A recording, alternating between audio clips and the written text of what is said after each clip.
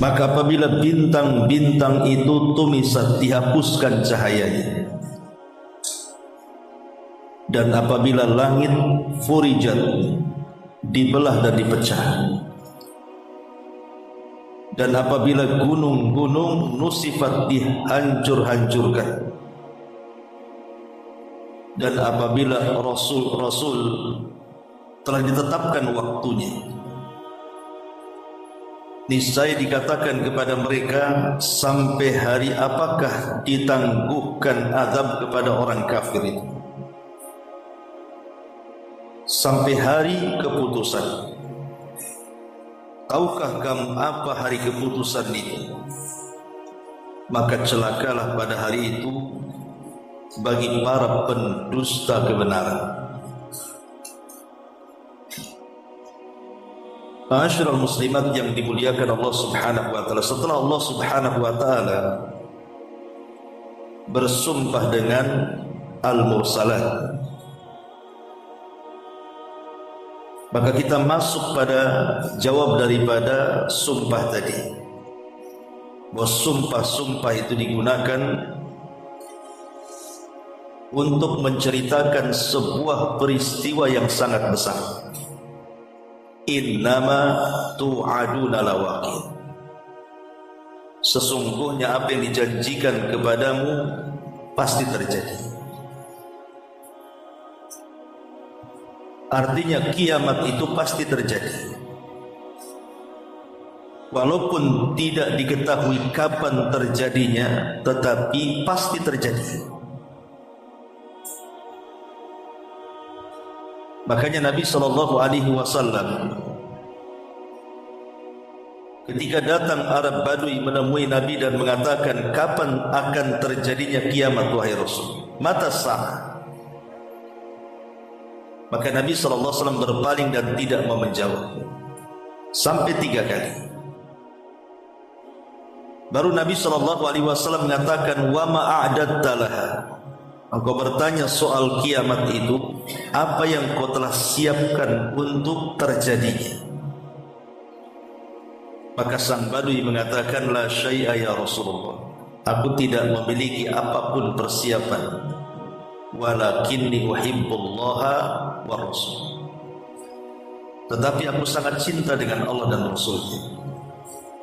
Maka Nabi SAW mengatakan, anta ma'aman ahbabta, aku akan bersama dengan idola. Lihat bagaimana Nabi SAW mengatakan kepada Arab Badui ini, wa ma'adatta laha, apa yang kau persiapkan untuk terjadinya kiamat? Artinya kiamat itu pasti terjadi. Bahkan ketika Jibril alaihi salatu wassalam juga bertanya kepada Nabi SAW soal kapan terjadinya kiamat, maka Nabi SAW hanya mengatakan, mal mas'ulu anha bi'a'lama minas sa'il, tidaklah orang yang ditanya lebih paham dibandingkan orang yang bertanya. Seolah-olah Nabi SAW mengatakan kiamat itu pasti terjadi, tetapi kapan terjadinya Allahu a'lam, karena ini perkara gaib. Sebab kalau Nabi SAW tahu, pasti dia jawab. Makanya dalam hadis Jibril yang sangat panjang itu, Nabi ditanya soal Islam, Rasul jawab. Kemudian juga Rasul ditanya soal iman, Rasul pun menjawab. Kemudian Rasul ditanya soal ihsan, Rasul pun menjawab. Tapi ketika Nabi SAW ditanya soal kapan kiamat, Rasul tidak jawab. Artinya bahwa tidak menjawabnya Rasul bukan berarti tidak terjadi kiamat, tapi Rasul tidak mengetahui kapan terjadinya. Makanya Nabi SAW hanya menjawab tanda-tandanya saja. Bahwa apabila telah muncul tanda ini, tanda itu, maka kiamat akan datang. Dan tanda-tanda kiamat itu kan ada 2 macam. Ada tanda-tanda kiamat kecil, dan datangnya kadang datang, kadang hilang. Dan ada tanda-tanda kiamat besar yang kalau datang itu akan terus berkesinambungan, tidak akan terputus sampai kiamat dibangkitkan. Dan 90% lebih kata para ulama, tanda-tanda kecil itu sudah muncul.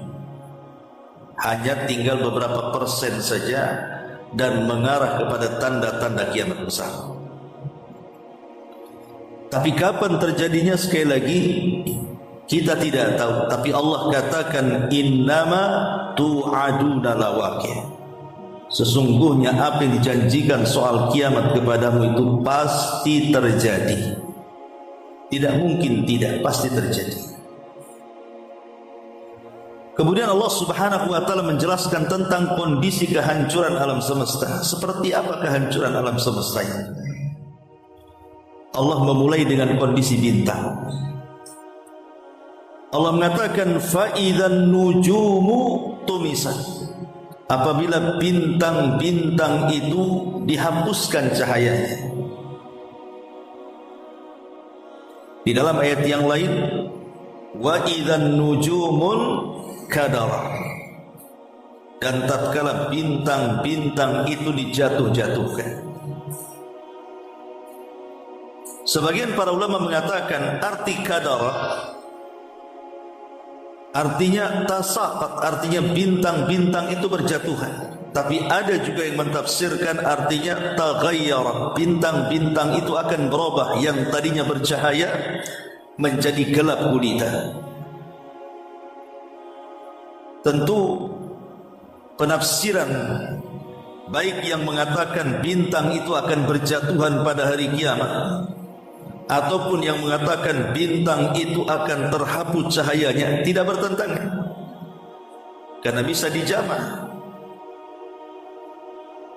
Dikatakan oleh Imam Al-Kalbi dan juga Imam Atha, seorang ahli tafsir, tumtirus sama yawma idzin nujuman fala yabqa najmun illa waqa. Pada hari kiamat langit akan menurunkan hujan bintang. Biasanya hujan itu air, ini bintang dihujankan. Maka tidak tersisa satu bintang kecuali akan jatuh ke permukaan bumi. Lah ketika bintang itu jatuh, maka terjadilah perubahan yang tadinya terang menjadi gelap. Jadi jatuh dulu baru kemudian gelap, gitu maksudnya.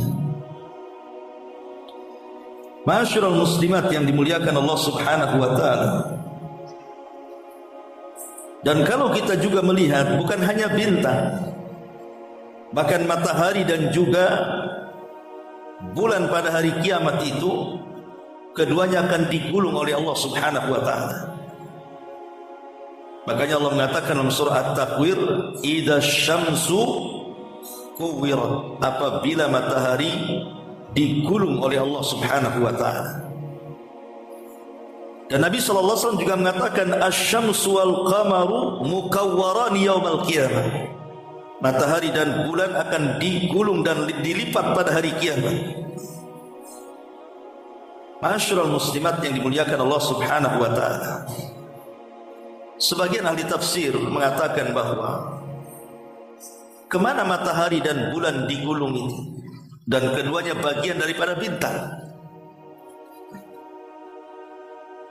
Maka berdasarkan hadis Nabi sallallahu alaihi wasallam bahwa matahari akan digulung pada hari kiamat itu dan akan dipendamkan ke dalam jahanam. Tentu dengan dua alasan. Kenapa matahari dan bulan itu dipendamkan ke dalam jahanam? Pertama, karena matahari dan bulan akan menjadi bahan bakar api neraka. Allah Subhanahu wa taala berfirman, innakum wa ma ta'buduna min dunillahi hasabu jahannam antum laha waridun law kana haula'i alihatun ma waraduha wa kullu fiha khalidun. Dalam surah Al-Anbiya 9899 Allah katakan, sungguh kalian dan apa yang kalian sembah selain daripada Allah Subhanahu wa taala adalah menjadi umpan-umpan neraka jahanam. Dan matahari dan bulan itu ada yang menyembah.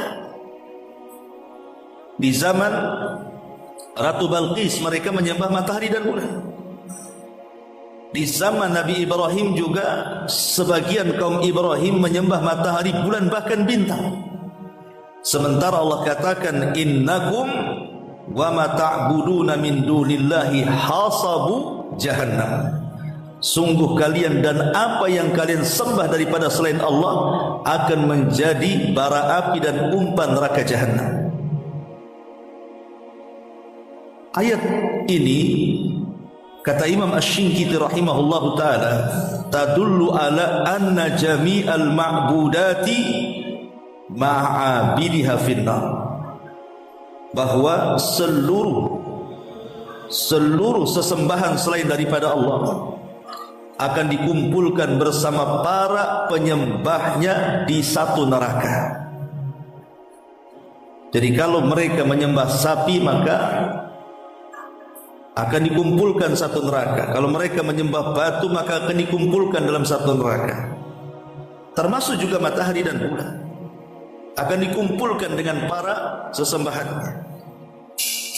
Kemudian yang kedua, tentunya untuk menghinakan orang-orang yang menyembah matahari dan bulan, dan untuk membuktikan bahwa matahari dan bulan itu bukan Tuhan, tidak layak disembah. Makanya Allah Subhanahu wa taala masukkan dan pendamkan matahari dan bulan itu ke dalam jahanam, bahwa keduanya bukan Tuhan. Gitu maksudnya. Ma'asyiral muslimat yang dimuliakan Allah Azza wa Jalla. Jadi pada hari kiamat bintang-bintang, matahari dan bulan itu semua akan dijatuh-jatuhkan oleh Allah Subhanahu wa taala. Fa idzan nujumu tumisat. Apabila bintang-bintang itu dihapuskan cahayanya. Kemudian setelah Allah bercerita tentang soal bintang,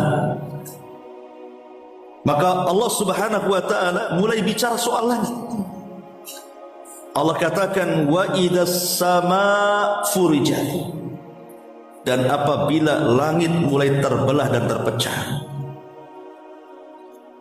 Terbelah atau terpecahnya langit itu disebutkan di beberapa ayat dalam Al-Qur'anul Karim. Seperti Allah Subhanahu wa taala katakan dalam surah Al-Haqqah ayat 16, wan syaqqatis sama fahiya yauma idzin wahiyah, dan terbelahnya langit pada hari itu sehingga langit yang tadinya kokoh menjadi rapuh dan lemah.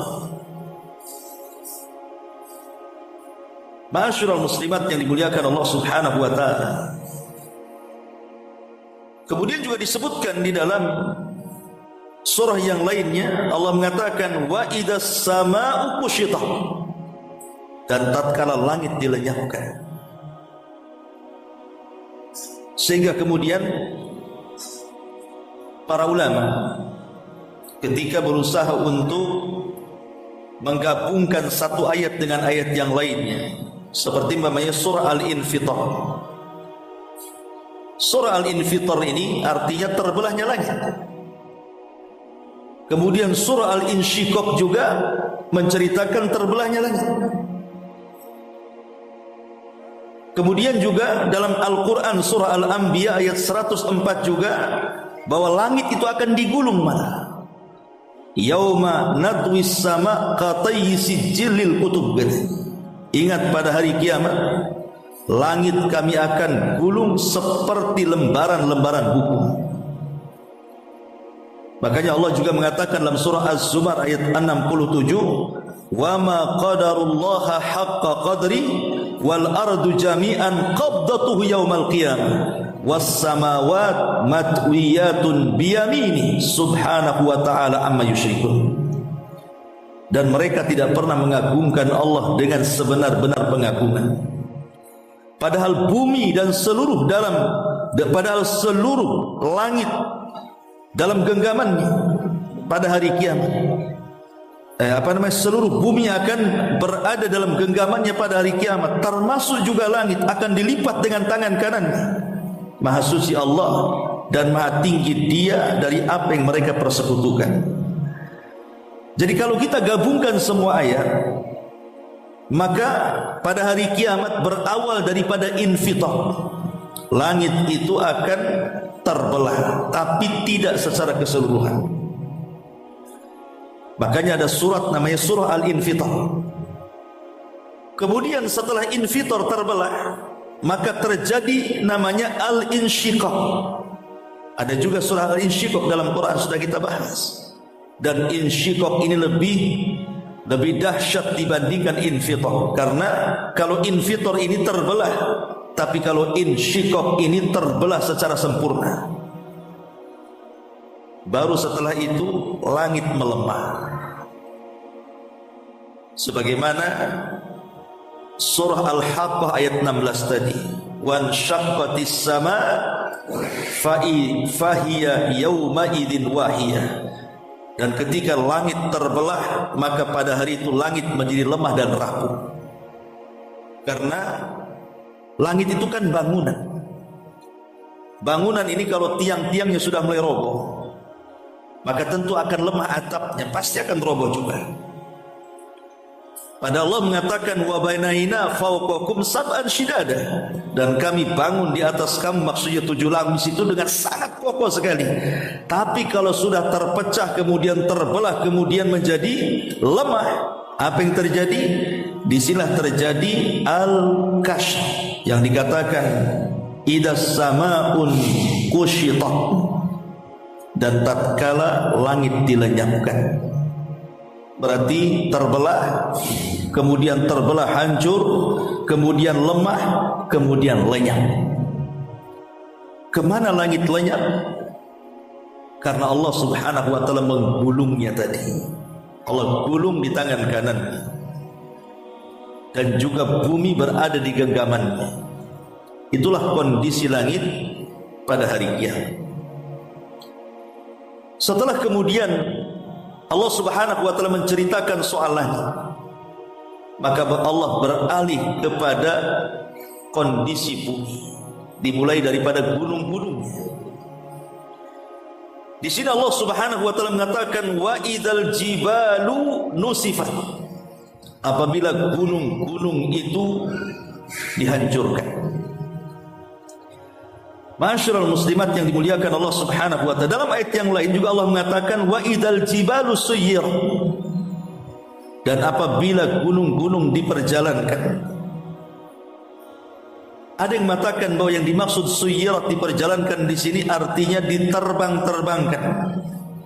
Tapi ada juga yang mengatakan suyyirat di sini maksudnya gunung itu akan berubah menjadi debu dan tanah sudah tidak kokoh lagi.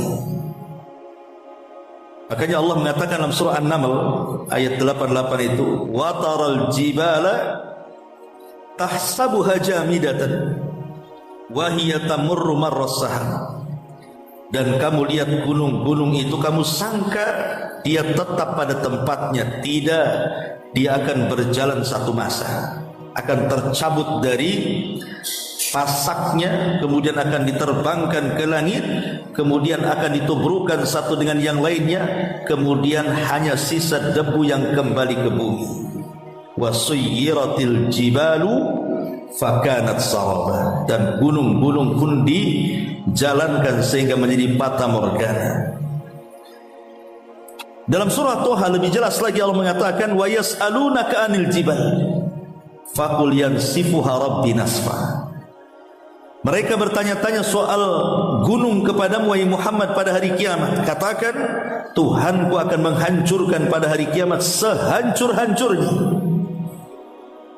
Makanya dalam surah Al-Waqiah juga Allah mengatakan ayat ke-5 dan ke-6-nya wa bussatil jibalu bassa fakanat habaan mumbatha, dan gunung-gunung dihancurkan sehancur-hancurnya, maka jadilah dia seperti debu-debu yang berterbangan. Sama dengan disebutkan dalam surah Al-Qariyah juga wa takunul jibalu kal'ihnil manfus, dan gunung-gunung itu seperti bulu yang dihambur-hamburkan.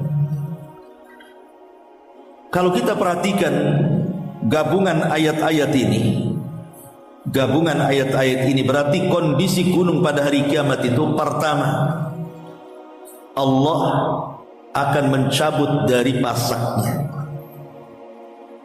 Kemudian setelah itu Allah terbangkan gunung itu ke langit. Kemudian setelah itu Allah Subhanahu wa taala hancurkan gunung itu di atas langit. Kemudian gunung-gunung yang kokoh itu menjadi debu yang tidak ada bekasnya dan akan kembali ke bumi, sehingga bumi sudah tidak ada lagi gunung dan bukit, semua rata. Kalau sekarang masih ada yang meninggi, ada yang merendah, ada bukit, ada gunung, ada lembah. Tapi nanti pada hari kiamat semua rata, tidak ada yang meninggi, tidak ada yang merendah. Ya, ini yang Allah katakan wal ardu muddat, dan ketika bumi itu dihamparkan sehampar-hamparnya. Inilah kondisi gunung pada hari kiamat yang Allah Subhanahu wa taala katakan di sini, wa idzal jibalu nusifat, dan apabila gunung-gunung itu dihancur leburkan.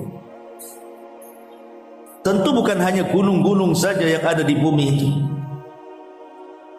Di bumi juga ada lautan.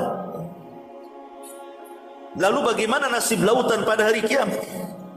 Maka Allah Subhanahu wa taala mengatakan dalam surah Tur ayat 6, wal bahril masjur, dan demi lautan yang kelak pada hari kiamat akan dinyalakan. Lautan akan dinyalakan. Karena dalam firman Allah yang lainnya, wa idzal biharu sujjir, apabila lautan itu akan dinyalakan. Kalimat sujjirat ini sebagian ahli tafsir mengatakan maknanya ukidat. Ukidat itu dinyalakan api. Tapi ada juga yang mengartikan artinya muliat, maksudnya penuh.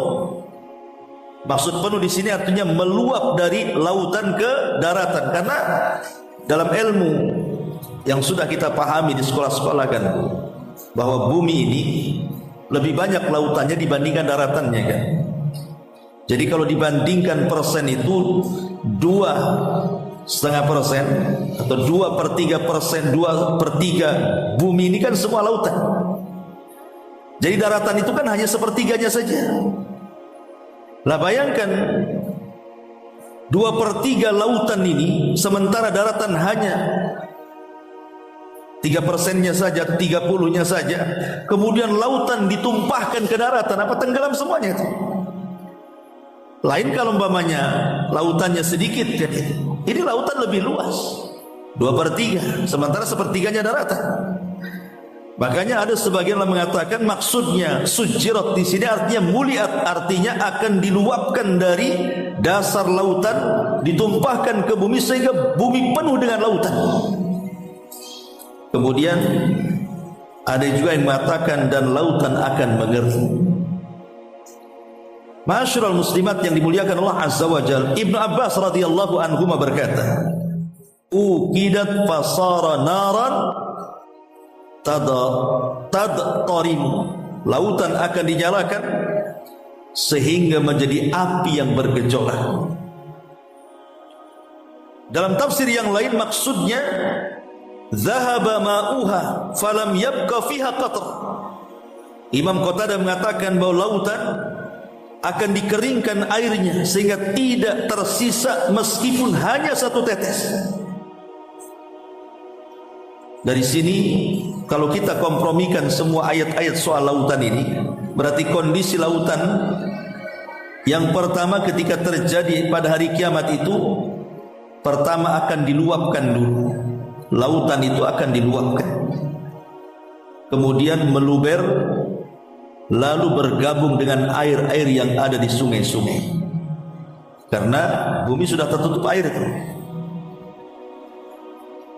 Jadi di sini akan bercampur antara air asin dan air tawar kan gitu. Karena air lautan asin, air sungai tawar akan bercampur di situ.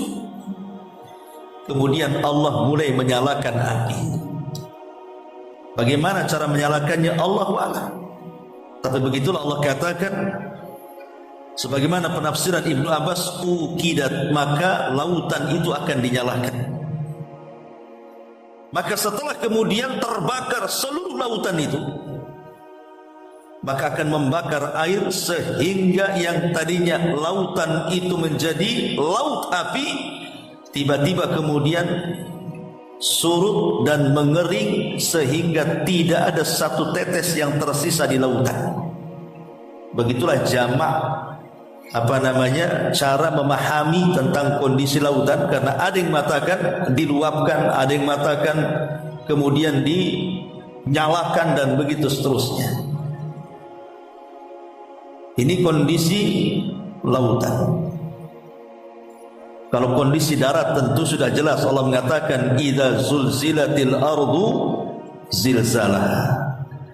Apabila bumi ini digoncangkan dengan sekali goncangan. Lihat bagaimana Allah tidak mengatakan idza zulzilatil ardu zilzalan, tetapi Allah mengatakan idza zulzilatil ardu zilzalaha. Ada haknya di sini. Ha ini kata ganti, kembali kepada bumi.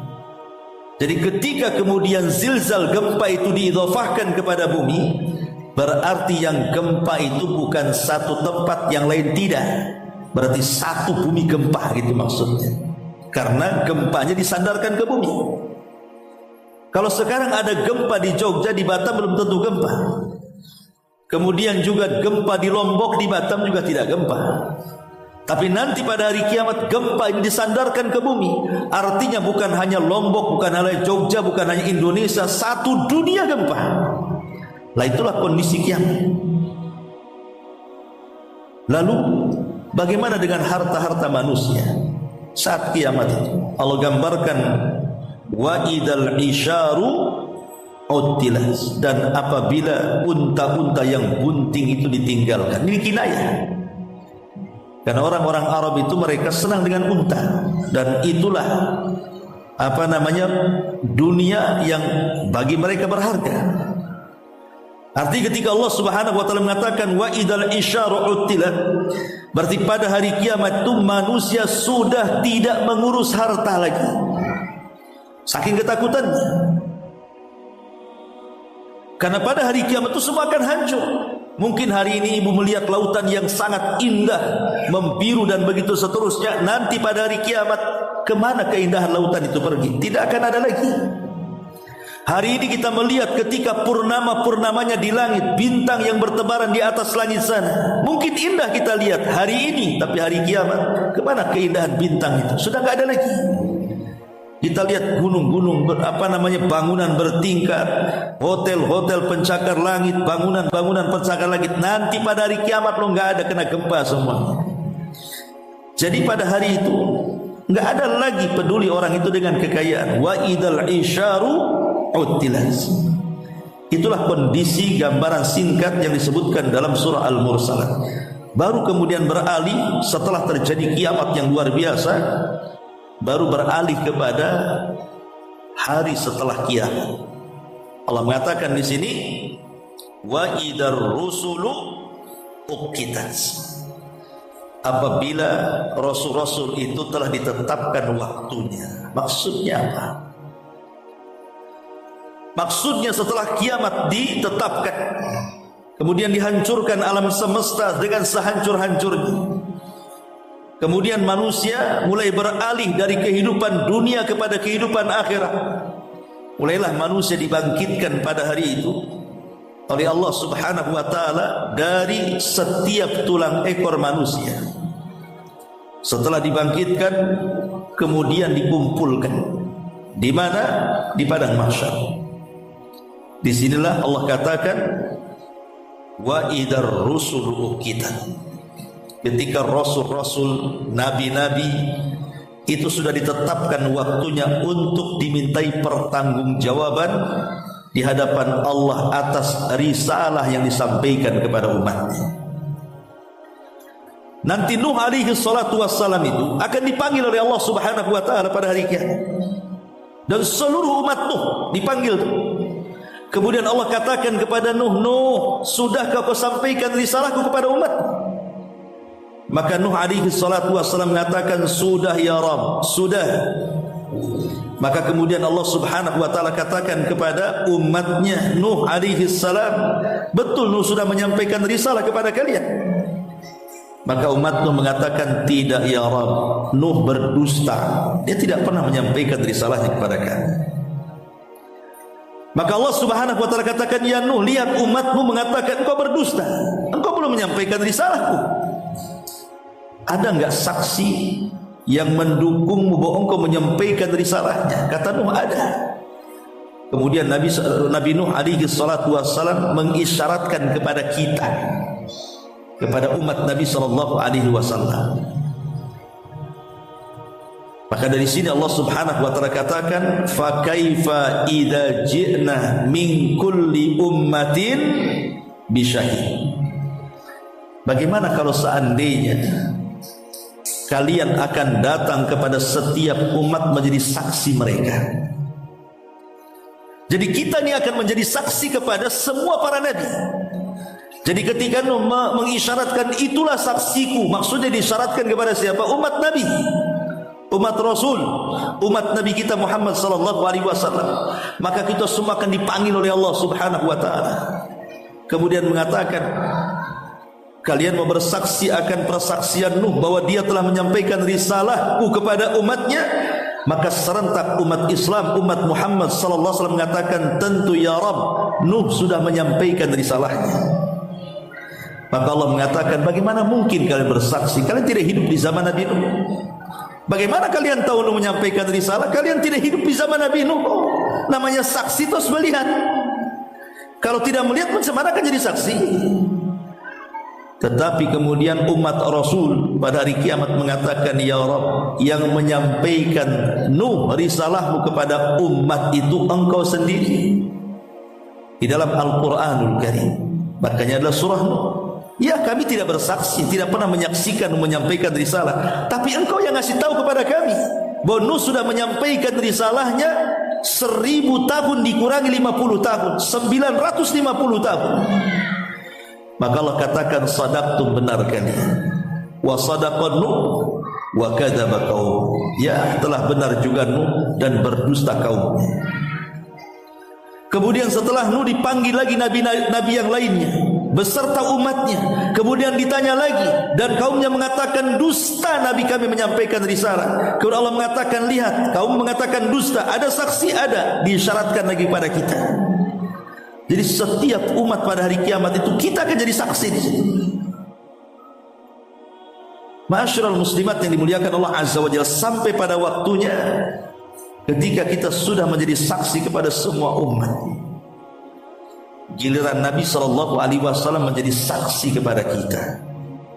Fa kaifa idza ji'na min kulli ummatin bisyahid wa ji'na bika ala haula'i syahida. Dan engkau wahai Muhammad akan menjadi saksi bagi umat. Jadi kalau umatnya akan menjadi saksi bagi umat-umat sebelumnya, tapi Rasul kita akan menjadi saksi bagi kita. Apakah kita ini selama hidup di dunia betul-betul mengikuti syariat Nabi, betul-betul mengikuti sunnah Nabi, betul-betul mengikuti dan tunduk kepada Nabi atau tidak? Nanti Nabi SAW akan melihatnya, dan ini khawatir. Makanya kata Hasan Al-Basri rahimahullahu ta'ala, ketika ada sebuah kaum mereka mengklaim mencintai Nabi SAW, fabtalahumullahu bihadil ayat, maka Allah uji mereka dengan ayat ini. Maksud ayat ini adalah, Qul in kuntum tuhibbunallaha fattabi'uni yuhibbukumullah. Katakan ya Muhammad, kalau kalian cinta kepada Allah, ikuti aku, niscaya Allah akan cinta kepada kalian, bahkan lebih daripada itu, wa yaghfir lakum, dan Allah pun akan mengampuni dosa-dosa kalian. Alangkah celakanya orang-orang yang mengaku cinta kepada Rasul, tapi kenyataannya dia tidak pernah melaksanakan sunnah Rasul. Rasul akan menjadi saksi bagi kita. Dan ini detik-detik yang luar biasa. Makanya Allah mengatakan, wa idzar rusulu uqitat. Ingat, apabila Rasul sudah ditetapkan waktunya untuk berhadap-hadapan dengan umatnya. termasuk Nabi kita Muhammad, berhadapan dengan kita. Siapa yang betul-betul menjadi umatnya dan siapa yang hanya pengakuan saja menjadi umatnya. Makanya ketika Nabi SAW menunggu di telaganya, ketika hampir seluruh umatnya minum dari telaganya, tiba-tiba ada satu kelompok yang hendak masuk ke telaganya, diusir para malaikat. Kata Nabi SAW, ummati ummati, ya Rabb, itu umatku. Dan riwayat ashabi ashabi, itu sahabatku, biarkan mereka minum. Tapi Allah Subhanahu wa taala mengatakan, ya Muhammad, innaka la tadri ma ahdatsu ba'dak, innahum ghayyaru wa baddalu. Wahai Muhammad, kau tidak tahu apa yang terjadi sepeninggal. Mereka sudah merubah-rubah petunjukmu dan sudah mengambil di luar daripada tuntunanmu. Sebagian ahli tafsir mengatakan, dan ulama-ulama akidah, bahwa ada beberapa orang yang tidak mungkin masuk ke telaga Rasul dan tidak akan meminumnya. Pertama, orang yang murtad, dia tidak akan minum dari telaga Rasul walaupun dia sempat jadi umat Nabi. Tapi karena dia murtad, maka dia bukan umat Nabi lagi. Yang kedua, munafik. Walaupun lisannya mengatakan asyhadu an la ilaha illallah wa anna muhammadar rasulullah, tapi hatinya dipenuhi dengan kekufuran. Makanya orang munafik tidak mungkin meminum dari telaga Nabi. Yang ketiga, para pelaku bid'ah yang mereka jauh dari tuntunan Rasul. Rasul perintahkan ini, kita pula buat itu. Rasul kemudian memerintahkan itu, kita buat pula yang ini.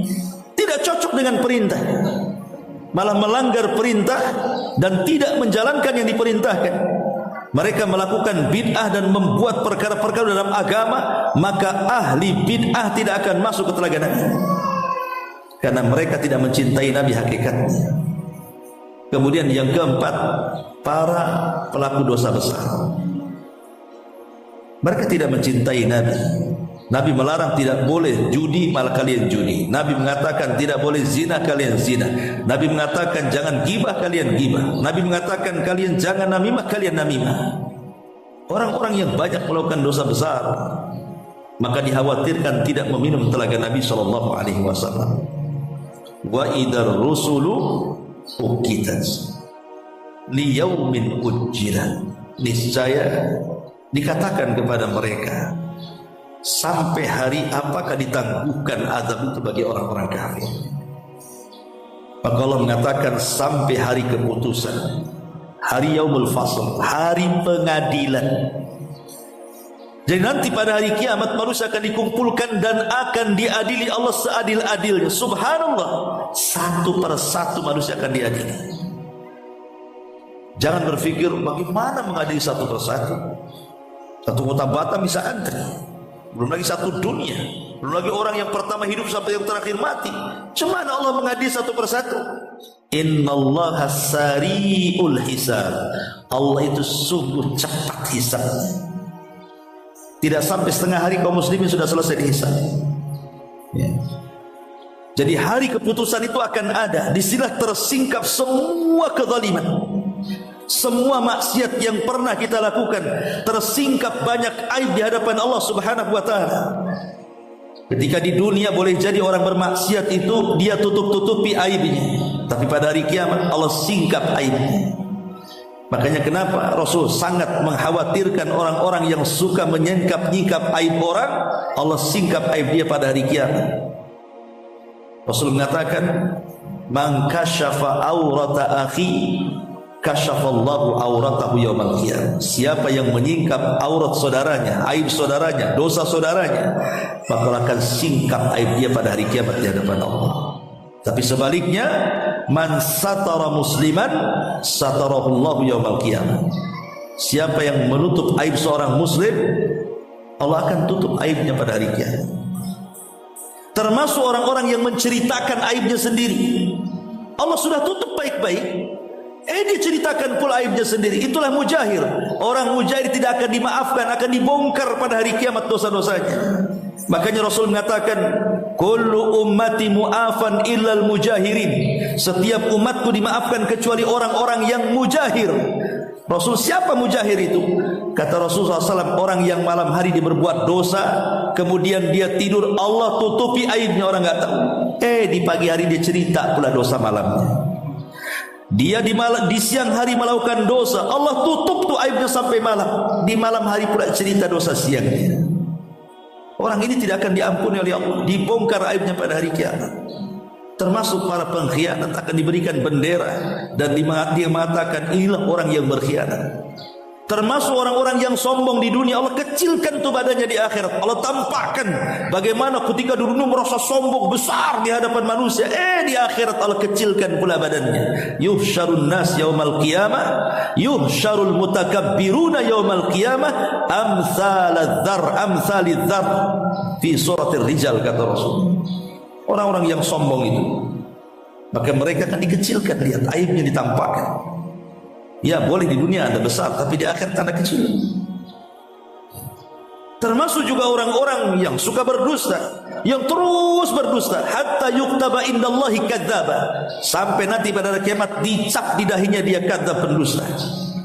Jadi banyak dosa akan disingkap, dosa-dosanya orang-orang munafik yang di dunia menampakkan keislaman, hatinya menyembunyikan kufuran, semua akan disingkap pada hari itu. Jadi banyak dosa-dosa yang akan disingkap di peradilan Allah Subhanahu wa taala. Dan ingat, di dunia banyak kantor-kantor pengadilan, tapi belum tentu dapat keadilan. Tapi di akhirat pasti kita akan dapat keadilan yang sesungguhnya, karena Allah yang langsung mengadili satu persatu. Liyaumil fasl, pada hari di mana Allah akan memutuskan perkara hamba-hambanya. Kemudian Allah mengatakan, wa ma adraka ma yaumul fasl. Tahukah kamu apa hari keputusan ini? Tidak perlu dijawab karena ini sudah paham semuanya. Tapi Allah katakan, wailun yauma idzin lil mukadzibin. Celaka pada hari itu bagi para pendusta.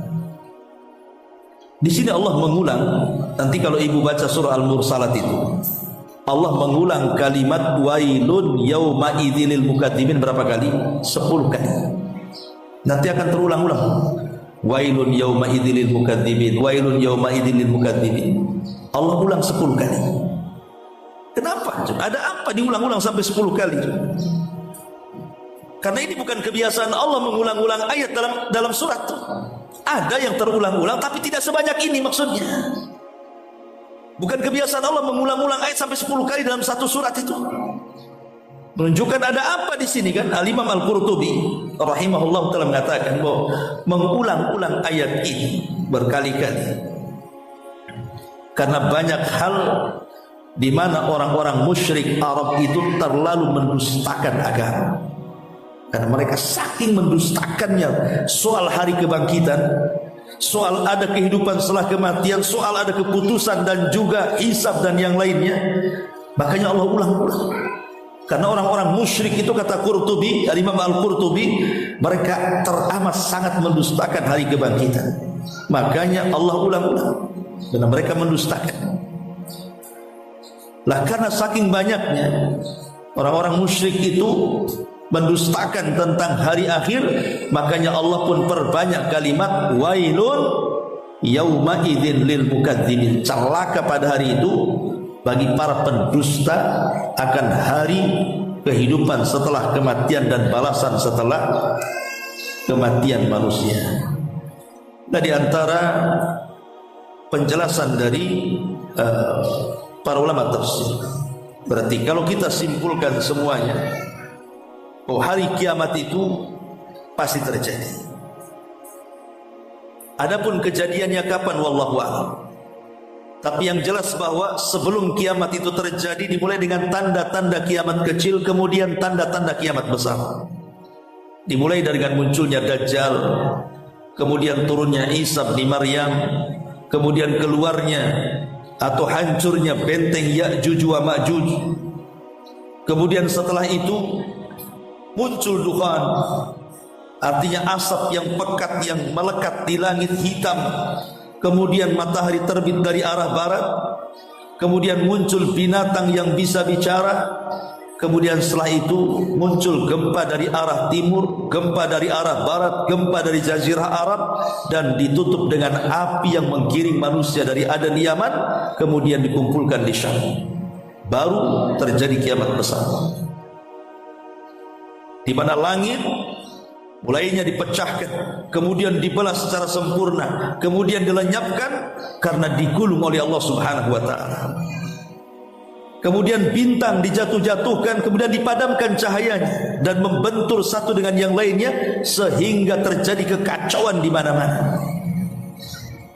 Kemudian bumi, di daratan terjadi gempa hebat, di lautan diluapkan, kemudian airnya disatukan, air lautan dengan air sungai, kemudian dinyalakan, kemudian dikeringkan sehingga tidak ada satu tetes lagi air yang ada di bumi.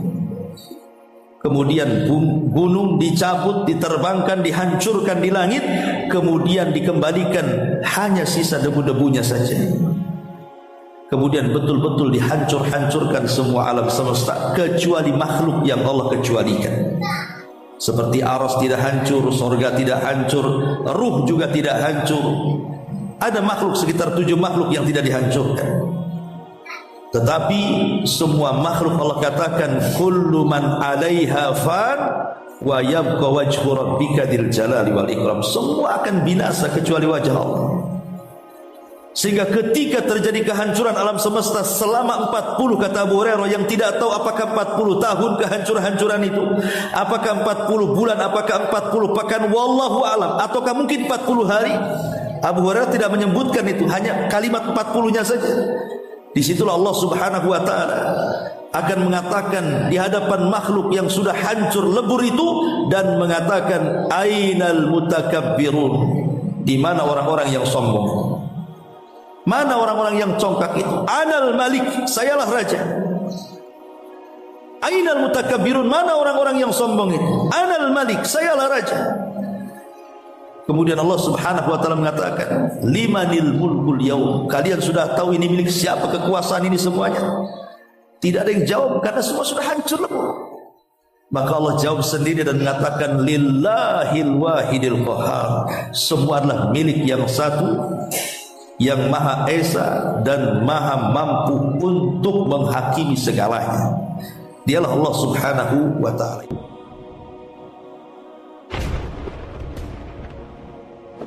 Pada hari ketika tiupan pertama mengguncangkan alam semesta,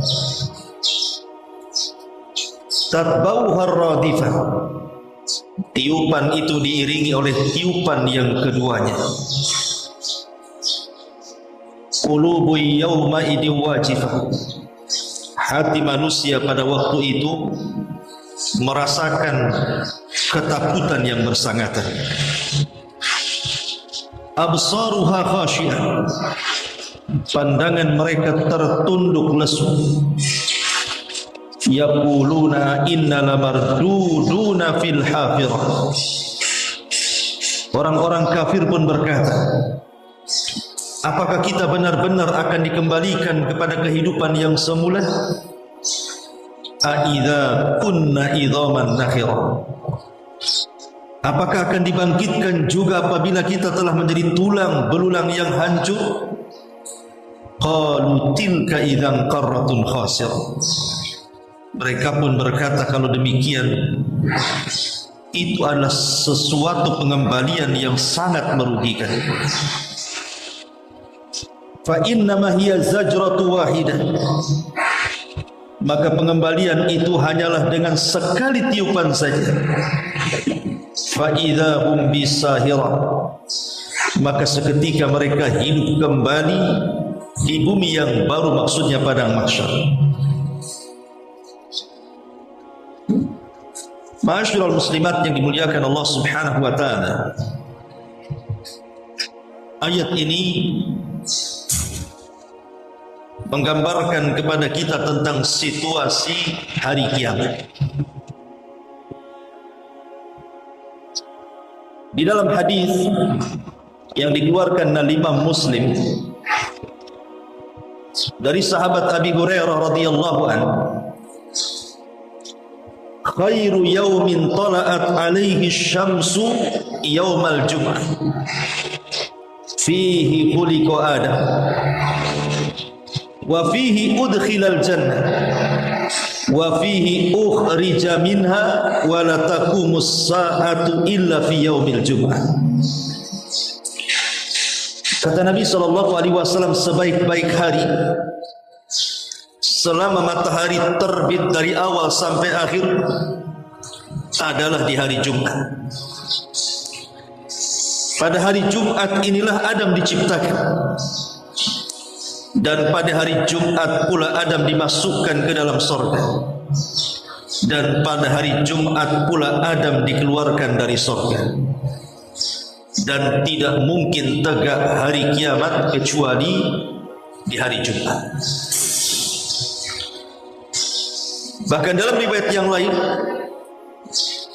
khairu yaumin tala'at fihi syamsu yaumul jum'ah fihi khuliqa Adam wa fihi uhbita wa fihi tiba alaihi wa fihi qubida wa fihi taqumu as-sa'a ala ma 'ala al-ardi min dabbatin illa wahya tusbihu yaumal jum'ati musihatan hatta tatlu asy-syamsa syafaqatan minas sa'ah illa ibn Adam wa fihi sa'atun la yusadifuha 'abdun mu'min wa huwa fi sholati yas'alullah syai'an illa a'tahu iyyah. Sebaik-baik hari selama matahari terbit adalah hari Jumat. Pada hari Jumat ini Adam diciptakan, Adam diturunkan, dan pada hari Jumat pula taubat Adam diterima. Pada hari Jumat Adam diwafatkan, dan pada hari itu pula kiamat dibangkitkan. Semua hewan di muka bumi berada di pagi hari Jumat dalam keadaan terus melihat dan mendengar sehingga terbitnya matahari, karena mereka takut akan datangnya hari kiamat, kecuali manusia. Pada hari Jumat ada satu waktu yang tidaklah seorang mukmin pun berdoa ketika salatnya meminta sesuatu kepada Allah bertepatan dengan waktu itu, kecuali Allah Subhanahu wa taala akan mengabulkan. Dari dua riwayat ini kita tahu bahwa kiamat itu hanya disebutkan harinya saja. Adapun tanggalnya, adapun bulan dan tahunnya tidak disebutkan. Tanggal berapa, bulan berapa, tahun berapa, tidak disebutkan kiamat itu kapan.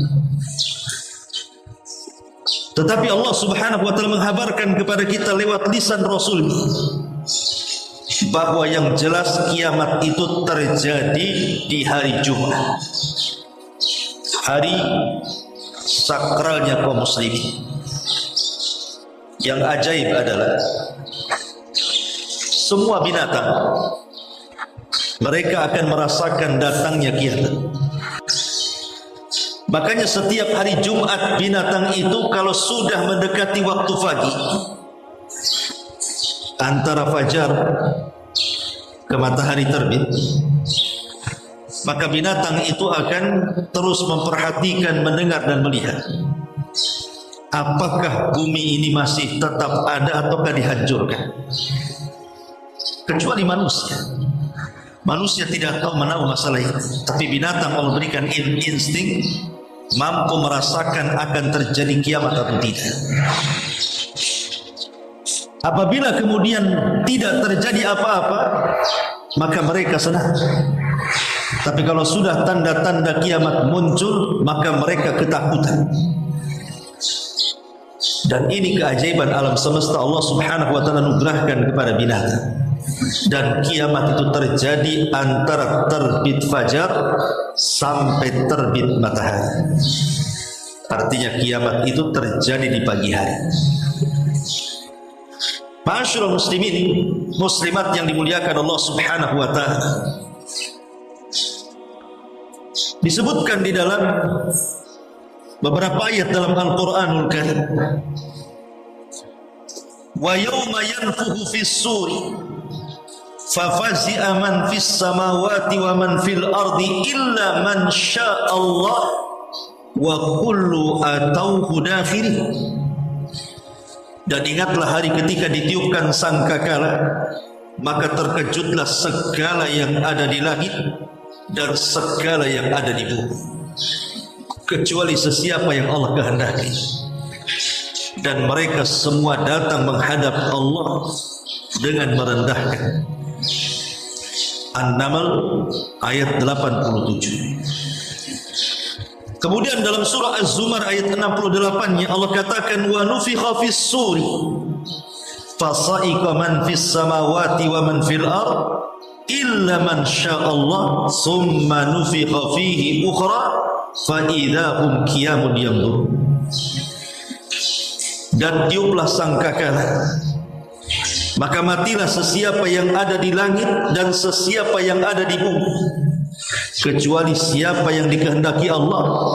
Kemudian ditiup sangkakala itu sekali lagi, maka tiba-tiba mereka berdiri menunggu putusan Allah masing-masing. Dan dalam surah Yasin ayat 51 Allah mengatakan, wa nufikha fis suri fa idahum minal ajdasi ila rabbihim yansilun. Dan ditiuplah sangkakala itu, maka tiba-tiba mereka keluar dengan segera dan cepat dari kubur-kubur mereka menuju kepada Tuhan mereka. Dari 3 ayat ini, An-Naml 87, Az-Zumar 68 dan Yasin 51, bisa kita simpulkan bahwa sangkakala yang akan ditiup Israfil itu 2 kali, walaupun ada yang berpendapat 3 kali. Tiupan yang pertama disebut dengan tiupan kejutan dan kematian. Itulah yang disebut yauma tarjufu rajifah, tiupan kejutan dan tiupan kematian. Adapun tiupan yang kedua adalah tiupan kebangkitan. Itulah yang dikatakan di sini tatba'uha radifah. Jadi yauma tarjufur rajifah, tiupan sangkakala pertama, tatba'uha radifah itu tiupan sangkakala kedua. Ma'asyiral musliman yang dimuliakan Allah Subhanahu wa taala, orang yang pertama kali mendengar tiupan sangkakala adalah rajulun yalutu haudah, seorang laki-laki yang sedang berbenah telaga tempat minum untanya, kolam tempat minum untanya. Saat dia berbenah memperbaiki kolam itu, tiba-tiba kemudian dia mendengar tiupan sangkakala, maka orang inilah yang pertama pingsan kemudian mati. Kemudian disusul 2 orang yang sedang jual beli pakaian. Apabila sudah selesai mereka melakukan akad dan pakaian pun atau kain itu pun akan diberikan, maka tiba-tiba keduanya mendengar tiupan sangkakala, keduanya pun pingsan kemudian mati. Baru kemudian orang yang sedang minum, belum sampai minuman itu di mulutnya, tiba-tiba dia mendengar suara tiupan sangkakala, dia pun terkejut kemudian dia mati. Kemudian disusul oleh manusia-manusia yang lain. Ma'asyiral muslimat yang dimuliakan Allah Subhanahu wa taala, kiamat ini tidak mungkin menyentuh orang-orang yang beriman. Kiamat pertama, tiupan sangkakala pertama, atau hari kehancuran alam semesta tidak akan menyentuh orang-orang yang beriman. Yang akan merasakan kiamat itu hanya orang-orang kafir saja. Karena sebelum terjadinya tiupan sangkakala pertama, maka Allah Subhanahu wa taala akan kirimkan angin sepoi-sepoi yang berasa dingin rasanya kemudian menyentuh setiap ketiak yang memiliki sebiji zarah dari keimanan. Angin itulah yang menjemput nyawa-nyawa mereka, sehingga tidak ada yang hidup kecuali orang kafir. Saat itulah Ka'bah sudah tidak ada lagi orang yang berangkat haji. Bahkan Ka'bah dihancurkan oleh seorang laki-laki namanya Dzu Suwaikatain. Kemudian Al-Quran diangkat dalam satu malam, sehingga Al-Quran hilang dalam catatan-catatan mushaf dan hilang di dalam dada-dada para penghafal. Kemudian juga sudah tidak ada lagi orang yang mengucapkan kalimat la ilaha illallah. Maka tidak ada yang hidup kecuali orang kafir di situ. Ketika orang-orang kafir mereka hidup layaknya manusia hidup di dunia, di sinilah Nabi SAW mengatakan la taqumus sa'ah illa ala syiraril khalqi. Tidak mungkin tegak hari kiamat kecuali kepada orang yang paling buruk yang hidup di permukaan bumi. Ma'asyiral muslimat yang dimuliakan Allah Subhanahu wa taala. Di zaman Nabi ada Arab Badui bertanya soal kiamat. Ya Rasulullah, mata sa'ah. Rasul, kira-kira kiamat itu kapan ya? Nabi tidak menjawab. Kemudian orang Badui ini bertanya lagi, Rasul, mata sa'ah, kapan kiamat? Tapi Rasul tidak mau menjawab. Sampai 3 kali. Setelah 3 kali baru Nabi SAW mengatakan, Anda ini bertanya soal kiamat dari tadi. Wa ma'adatta laha, apa yang kau siapkan kalau memang kiamat itu betul-betul terjadi? Rasul balik bertanya, apa yang kau siapkan dari tadi? Tanya kiamat terus. Maka Arab Badui mengatakan, la syai'a ya Rasulullah, aku tidak memiliki persiapan, walakinni uhibbullaha war rasul, tapi aku cinta dengan Allah dan Rasul. Maka Rasul mengatakan, anta ma'aman ahbabta, kalau begitu engkau akan bersama orang yang kau cintai. Tapi lihat bagaimana Nabi SAW setiap ditanya kapan kiamat, Rasul tidak menjawab. Bahkan ketika Jibril bertanya juga kepada Nabi SAW, mata sa'ah, kapan kiamat wahai Muhammad? Maka Rasul hanya mengatakan, mal mas'ulu anha bi'a'lama minas sa'il. Orang yang ditanya tidak lebih paham dibandingkan orang yang bertanya. Artinya Rasul dan Jibril yang bertanya sama-sama tidak tahu kapan kiamat. Tapi begitulah para nabi. Semua para nabi disibukkan oleh kaumnya dengan pertanyaan satu, kapan kiamat? Kaumnya Nuh datang kepada Nuh bertanya, Nuh, kapan kiamat? Kaumnya Syuaib bertanya kepada Syuaib, kapan kiamat? Kaumnya Nabi Saleh bertanya kepada Nabi Saleh, kapan kiamat? Kaumnya Nabi Ibrahim datang kepada Ibrahim, kapan kiamat? Seluruh para nabi disibukkan dengan pertanyaan kapan kiamat. Termasuk Nabi kita Muhammad SAW pun tidak lepas disibukkan dengan pertanyaan kapan kiamat. Sampai kepada Jibril bertanya kepada Rasul soal kiamat. Ketika Jibril bertanya soal Islam, Rasul jawab. Ketika Jibril bertanya soal iman, Rasul menjawabnya. Ketika Jibril bertanya soal ihsan, Rasul menjawabnya. Tapi ketika Rasul ditanya soal kiamat, Rasul tidak menjawabnya. Rasul hanya menjawab tanda-tandanya saja. Menunjukkan apa? Kiamat itu rahasia Allah Subhanahu wa ta'ala. Kenapa Allah rahasiakan? Agar kita persiapan. Makanya Rasul mengatakan, wa ma'adatta laha, apa yang kau sudah siapkan untuk kiamat itu. Ma'asyiral muslimat yang dimuliakan Allah Subhanahu wa ta'ala,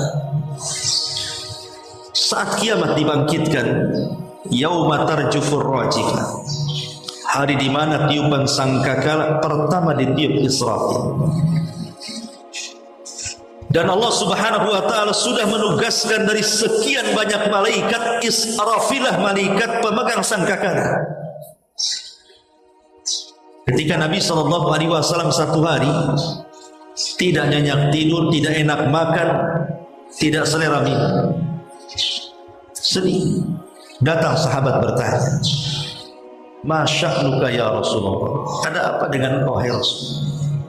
Kenapa kau murung hari ini? Satu hari ini kau murung, kenapa? Maka Nabi SAW mengatakan, "Fa kaifa un'am wa qad iltaqama sahibu qarnin qarna." Bagaimana mungkin aku akan lezat hidup, kata Rasul, kalau Israfil sudah meletakkan moncong sangkakala di mulutnya dan siap ditiup menunggu izin dari Allah Subhanahu wa taala. Dari sini kita tahu bahwa Israfil itu sudah meletakkan moncong di mulutnya. Karena Nabi SAW adalah Nabi akhir zaman dan umatnya juga umat akhir zaman. Dan Nabi SAW mengatakan, "Ana wassa'ah kahataini," saya dan bangkitnya hari kiamat itu seperti ini, kata Rasul. Saking dekat. Makanya wajar kalau moncong Israfil, moncong sangkakala itu sudah berada di mulut Israfil. Dia tinggal niup saja menunggu perintah Allah Azza wa Jalla. Dan apabila betul-betul yauma tarjufur rajifah, memang Israfil meniup sangkakala itu, kemudian seluruh manusia meninggal dunia. Kullu nafsin dha'iqatul maut, tidak ada jiwa kecuali cabut nyawanya. Kemudian setelah itu binatang-binatang, baik binatang yang berkaki empat, baik binatang yang ada di lautan, baik binatang yang ada di hutan-hutannya, buasnya, ataupun binatang-binatang jinaknya, kecil besarnya, semua diwafatkan. Maka barulah kemudian giliran para malaikat. Setelah kemudian jin, manusia, binatang-binatang mati, baru giliran para malaikat. Dan kita tahu bahwa yang menjadikan stabilnya alam semesta ini adalah malaikat yang bertugas atas izin Allah, yang memikul arasy malaikat, yang mengatur kehidupan di langit malaikat, yang mengatur kehidupan di dunia malaikat.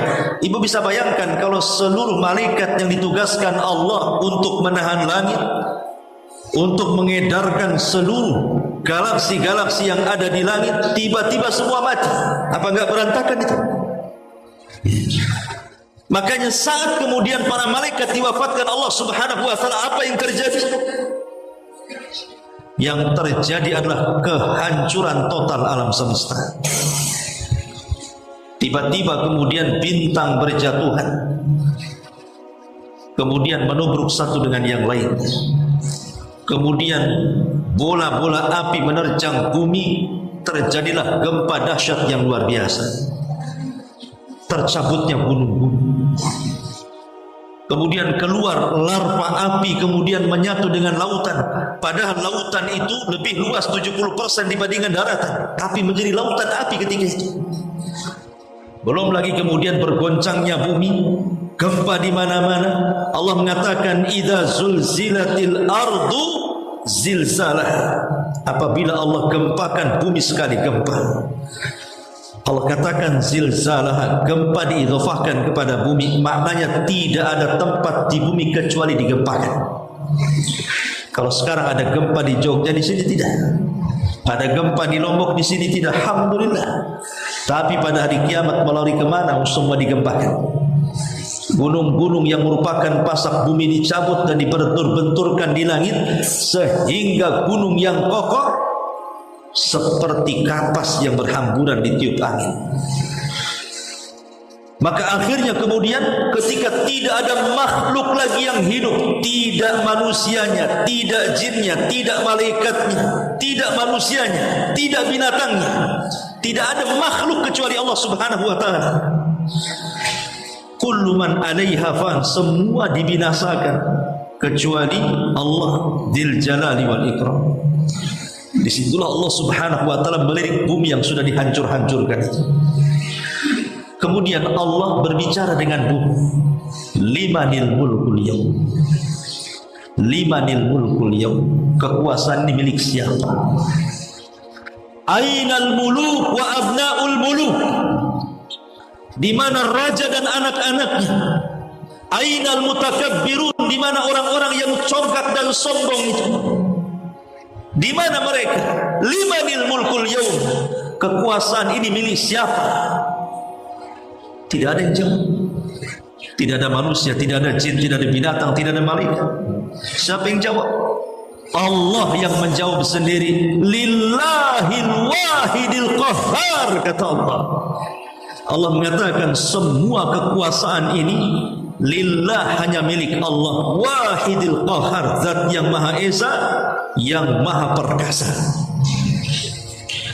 Maka ketika itu Allah subhanahu wa ta'ala membiarkan alam semesta ini selama 40. Tidak diketahui apakah 40 hari, ataukah 40 bulan, ataukah 40 tahun. Allah biarkan seperti itu, kehancuran yang merata di alam semesta. Ketika Abu Hurairah radhiyallahu anhu ditanya soal angka 40 itu, apakah 40 hari wahai Abu Hurairah? Kata Abu Hurairah, fa'abaitu, aku enggan menjawab.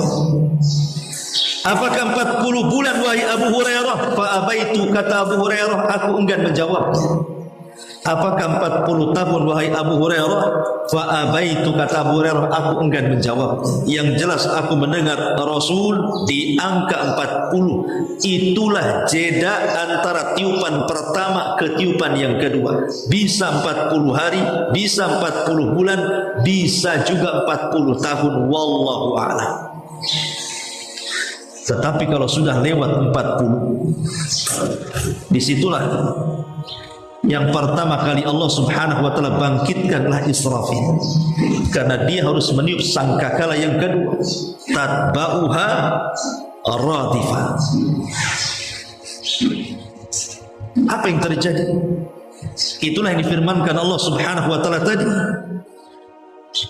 di mana Allah subhanahu wa ta'ala mengatakan wa nufikha fis suri fa idzahum minal ajdasi ila rabbihim yansir. Dan ditiuplah sangkakala, maka tiba-tiba mereka keluar dengan bersegera dari kuburan mereka menuju Tuhan mereka untuk mempertanggungjawabkan semua perbuatan mereka di dunia. Ketika manusia mulai dibangkitkan dan bumi tempat dibangkitkan sudah bukan bumi yang kita pijak. Yauma tubaddalul ard ghairal ardi. Pada hari kami ganti bumi dengan bumi yang baru. Bukan bumi yang kita pijak dilenyapkan kemudian Allah ciptakan bumi yang baru, tidak. Tetap bumi ini juga yang dipijak kita, bumi padang mahsyar itu. Dan bumi padang mahsyar itu dimulai daripada Syam, Palestina. Disitulah Ardul Mahsyar. Sebelum kiamat manusia dikumpulkan di situ, dan setelah kiamat juga manusia dikumpulkan di situ. Ardul Mahsyar wal Mansyar. Bumi manusia dikumpulkan dan bumi manusia dibangkitkan juga di situ. Maka bumi ini dirubah bentuknya oleh Allah subhanahu wa ta'ala sehingga warnanya putih bersih seperti tepung, seolah-olah tidak ada orang yang menginjak dosa di atasnya. Disitulah Allah subhanahu wa ta'ala perintahkan hujan. Kemudian dengan hujan itulah maka akan mengenai setiap tulang ekor manusia. Dari situlah Allah bangkitkan seluruh manusia sejak zaman Nabi Adam sampai yang terakhir mati. Dari tulang ekor yang kadang tidak bisa dilihat kecuali dengan alat. Tetapi tulang itu tidak mungkin hancur. Sehebat apapun alam semesta dihancur-hancurkan Allah, tulang ekor sejak zaman Nabi Adam sampai yang terakhir mati tidak Allah hancurkan. Walaupun mungkin bisa dilihat, hanya bisa lewat alat-alat. Bahkan boleh jadi mungkin kalau dengan kasat mata tidak bisa dilihat. Tapi rupanya dari situ Allah bangkitkan kita semua, dari setiap tulang ekor kita. Dan itu satu di antara 7 makhluk saat kiamat tidak dihancurkan Allah Azza wa Jalla. Maka ketika terjadi hujan lebat, kemudian air itu mengenai setiap tulang ekor sejak zaman Nabi Adam sampai yang terakhir mati, maka menyatulah kembali tulang-tulang entah dari mana datangnya, daging-daging entah dari mana datangnya, kemudian kulit-kulit, dan menyatu kembali, kemudian menjadi jasad semula. Seperti mereka dilahirkan, seperti jasad semula, tapi tidak ada ruh. Kemudian setelah mereka menjadi jasad, maka Allah Subhanahu wa taala firmankan, wa alqat ma fiha wa takhallat. Maka kami keluarkan beban-beban isi bumi, dilempar ke permukaan. Jadi jasad sebanyak itu dilempar ke permukaan dan berada di atas bumi padang mahsyar sejak zaman Adam sampai terakhir mati. Ma'asyiral muslimat yang dimuliakan Allah Subhanahu wa taala, apa yang terjadi? Maka saat itulah Israfil diperintahkan untuk meniup sangkakala.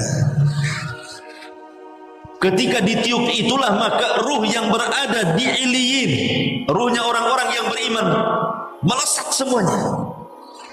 Dan ruhnya orang-orang kafir yang ada di Sijin, di bawah intip bumi yang paling dasar, melesat semua ke permukaan.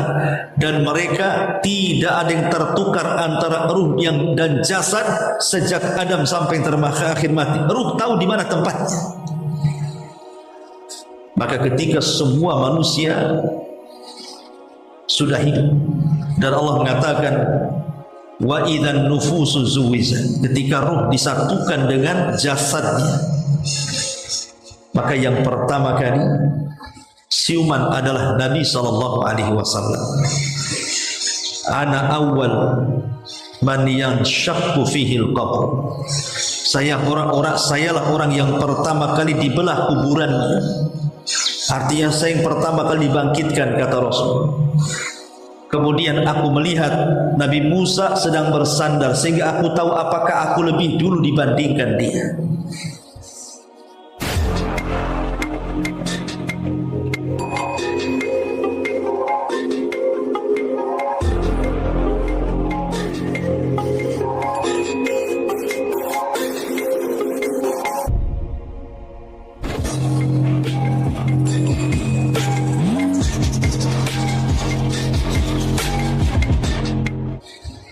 Dan yang pertama kali diberikan pakaian dari sutra adalah Nabiullah Ibrahim alaihi salatu wassalam.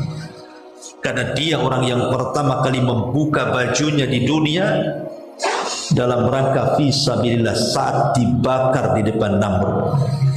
Ibrahim dibuka pakaiannya, kemudian dilempar ke dalam api. Maka pada hari kiamat dia yang pertama kali pakaikan pakaian sutra, baru yang lainnya. Ma'asyiral muslimat yang dimuliakan Allah Subhanahu wa taala, Abu Hurairah radhiyallahu anhu meriwayatkan sebuah hadis bahwa manusia pada hari kiamat akan dikumpulkan menjadi 3 kelompok. Manusia pada hari kiamat akan dikumpulkan menjadi 3 kelompok. Kelompok yang pertama musyatun, orang-orang yang berjalan. Kelompok yang kedua rukbanun, orang-orang yang berkendaraan. Dan kelompok yang ketiga wasimfun ala wujuhi, orang yang berjalan dengan kepalanya dan kakinya di atas. Ada orang yang berjalan dengan kaki, ada orang berjalan dengan kendaraan, dan ada orang yang berjalan dengan kepala, kakinya di atas. Sehingga Nabi SAW ditanya, ya Rasulullah, kaifa yamshuna ala wujuhi, bagaimana mereka bisa berjalan dengan wajah-wajah mereka, dengan kepala mereka? Bukan dengan tangan, wajahnya berjalan, diseret dengan wajahnya. Seperti kita lihat cacing yang menyeret badannya tanpa kaki, begitulah dia berjalan dengan wajahnya diseret, kakinya di atas. Sehingga Rasul ditanya, kok bisa ya Rasulullah, kok ada orang yang berjalan di atas wajah-wajah mereka ini? Maka Nabi SAW mengatakan, innal ladzi amsyakum ala arjulihim qadirun ala an yamsyiakum ala wujuhihim. Zat yang telah memperjalankan engkau di dunia dengan kedua kaki, dia sanggup juga di akhirat memperjalankan manusia dengan wajah mereka. Itulah jawaban Nabi SAW. Ma'asyiral muslimin, muslimat yang dimuliakan Allah Subhanahu wa taala. Ketika manusia dibangkitkan, Nabi SAW bersabda dari hadis Aisyah Ummul Mukminin radhiyallahu anha. Kata Aisyah radhiyallahu anha, yuhsyarun nas yaumal qiyamati khufatan uratan ghurlan wa fi riwayati buhman. Manusia akan dikumpulkan dan dibangkitkan dalam kondisi telanjang tanpa berpakaian, tanpa beralas kaki, khufatan tidak beralas kaki, kemudian uratan tanpa pakaian sehelai di badan, ghurlan dan kembali tidak dikhitan. Artinya kulit yang pernah dibuang akan dikembalikan, karena kulit itu akan jadi saksi di hadapan Allah, sehingga tidak boleh ada yang kurang dalam badan kita. Maka dikembalikan. Yang sudah dikhitan dikembalikan supaya menjadi saksi, harus lengkap di hadapan Allah. Ma'asyiral muslimat yang dimuliakan Allah, dalam riwayat Buhman, tanpa membawa harta satu pun di badan. Kalau sudah seperti ini, apa yang disombongkan?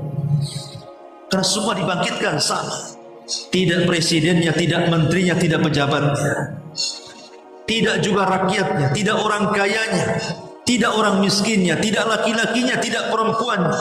Semua dibangkitkan sama, tanpa sandal, tanpa pakaian, tidak dikhitan dan tidak membawa harta di badan. Lalu apa yang disombongkan di hadapan Allah Azza wa Jalla? Sehingga Aisyah radhiyallahu anha yang memiliki sifat malu yang luar biasa bertanya kepada Nabi SAW, ya Rasulullah, kalau semua orang telanjang nampak aurat satu dengan yang lainnya, malulah kami wanita, aurat kami akan dipandang oleh laki-laki. Tapi Nabi SAW mengatakan, ya Aisyah, al-amru yawma idin syadid. Perkaranya tidak bisa kau bayangkan, wahai Aisyah. Perkaranya dahsyat. Tak mungkin orang memandang satu dengan yang lain. Ma'asyiral muslimat yang dimuliakan Allah Subhanahu wa taala, ketika manusia dibangkitkan pada hari kiamat, maka kondisi mereka seperti dua binatang yang disebutkan dalam Quran. Pertama, mereka seperti kal farashil mabsus, seperti laron yang berhamburan. Yang kedua, mereka kal jaradil muntashir, seperti belalang yang berterbangan. Apa bedanya? Apa bedanya dua kalimat ini? Kal farashil mabsus, seperti laron yang berhamburan, dan yang kedua kal jaradil muntashir, seperti belalang yang berterbangan. Ada sebagian ahli tafsir mengatakan, ada yang mengatakan dua-duanya sama untuk menunjukkan bahwa betapa bingungnya manusia saat dibangkitkan sehingga mereka harus lari ke sana, lari ke sini. Tapi ada yang membedakan. Adapun ketika Allah menyebutkan dalam surah Al-Qari'ah kal farashil mabsus, seperti laron yang berhamburan, itu di awal kebangkitan. Jadi awal dibangkitkan manusia kondisinya seperti laron. Lihat laron. Laron itu kalau ada cahaya, maka semua akan terbang menuju cahaya dan mereka akan saling tubruk satu dengan yang lainnya tanpa peduli kawan-kawannya. Begitulah kondisinya. Yauma yafirrul mar'u min akhi wa ummihi wa abi wa sahibatihi wa bani likulli imri'in minhum yawma idzin sya'nun yughni. Orang lari dari kawannya, lari dari orang tuanya, lari dari pasangan-pasangannya, lari dari anaknya, semua sibuk memikirkan sendiri-sendiri. Ini di awal kebangkitan. Baru setelah manusia putus asa, ada yang jalan ke kanan, ke kiri, ke depan, ke belakang, ke selatan, ke utara, ke barat, ke timur, tidak ada tujuan, karena padang mahsyar itu tidak ada maklam. Maksudnya tidak ada maklam itu tidak ada alamat. Kalau kita mau dari Nagoya, mau dari Jodo ke Nagoya, atau dari Nagoya ke Batam Center, atau Batam Center ke Batu Aji, atau Batu Aji ke Batu Besar, maka kita bisa melihat maklam kan di jalan-jalan itu. Ini arahnya ke sana, ini arahnya ke sini. Ada maklam, ada tanda. Tapi di padang mahsyar tidak ada tanda. Mau jalan ke mana? Rumah kita tidak tahu di mana kaplingnya. Sehingga mereka berhamburan ke sana kemari. Kecuali orang-orang yang beriman. Mereka tidak lari ke sana kemari. Mereka tidak seperti larang yang berhamburan. Tapi mereka dibangkitkan, tiba-tiba sudah berkumpul orang-orang dari keluarganya yang beriman yang sama ketika di dunia. Walladzina amanu wattaba'athum dzurriyyatuhum biimanin alhaqna bihim dzurriyyatahum. Dan orang-orang yang beriman kemudian dia tularkan keimanannya kepada keluarga besarnya, maka pada hari kiamat mereka akan dibangkitkan di samping kiri kanannya sudah berkumpul sesama keluarga yang beriman kepada Allah Azza wa Jalla. Ketika kemudian orang-orang kafir berhamburan dan mereka mengatakan, ya wailana man ba'atsana min marqadina, duhai celaka, siapa yang membangkitkan kami di sini? Tapi orang-orang yang beriman dengan puas hati mengatakan, hadza ma wa'adar rahman wa sadaqal mursal. Inilah janji Ar-Rahman, Allah Subhanahu wa taala, sungguh amat sangat benar janji para utusan kepada kami. Maka setelah entah berapa lamanya, akhirnya kemudian mereka mendengar panggilan dari satu titik supaya mereka berkumpul di tempat itu. Maka semua manusia yang sudah kebingungan ke sana kemari mulai terarah harus kemana mereka menuju. Itulah yang disebut kal jaradil muntashir, seperti belalang saat terbang. Belalang beda dengan larang. Kalau larang terbang tidak ada aturan. Tapi kalau belalang terbang dengan koloninya, maka mereka ada aturan kemana harus mengarah. Ketika panggilan itu sudah mulai dipanggil, maka semua manusia sudah ada arah oleh Allah, disuruh ke situ, ke suara itu. Cuma tidak dijelaskan berapa jauh kita harus mengarah ke suara itu. Karena masing-masing orang yang menuju ke suara itu macam-macam. Ada yang berjalan dengan kakinya sehingga sampailah di suara itu. Ada yang mengendarai dengan kendaraan, akhirnya cepatlah dia sampai ke suara itu. Ada yang berjalan dengan wajah sehingga harus merangkak sampai kepada suara itu. Bahkan Imam Ibnu Katsir rahimahullah ta'ala mengatakan bahwa man mata ala syai'in bu'itha ala syai'in. Siapa yang mati di atas sebuah kebiasaan, maka dia akan dibangkitkan sesuai dengan kebiasaan. Kalau kebiasaan di dunianya dia sombong congkak, merasa besar di hadapan Allah, merasa besar di hadapan manusia, nanti pada hari kiamat dikecilkan badannya. Yuhsyaruna al-mutakabbiruna yaumal qiyamati ka'amsalidz dzar, kata Rasul. Akan dikumpulkan orang-orang yang sombong pada hari kiamat seperti zar. Zar itu seperti semut kecil. Sementara dia harus berjalan ke tempat panggilan itu, dia harus tersiap-siap dengan orang yang besar-besar. Kapan sampainya? Ada orang yang kemudian dibangkitkan sementara tidak ada daging melekat di wajah. Mereka lah orang-orang yang ketika di dunia suka meminta-minta, tanpa ada alasan yang benar dia meminta-minta. Bahkan pada hari kiamat ada orang yang berjalan pincang seperti orang yang berpoligami dan tidak adil. Pincang jalan, miring.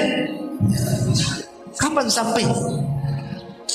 Bahkan ada orang yang kemudian dibangkitkan oleh Allah Subhanahu wa taala sementara mereka berhamburan dengan darah, meminum racun, terlilit lehernya, boleh jadi saat kematiannya disebabkan karena bunuh diri dia. Tapi itu orang-orang yang berdosa. Maka orang-orang yang beriman pun sama. Ada yang ketika dibangkitkan tiba-tiba dia mengatakan labbaik Allahumma labbaik, karena saat di dunia dia mati sedang haji atau umrah. Ada yang dibangkitkan dibaca Al-Quran, karena ketika mati dia sedang membaca Quran. Ada yang dibangkitkan sedang berzikir lisannya, karena ketika dia mati di atas zikir kepada Allah Azza wa Jalla.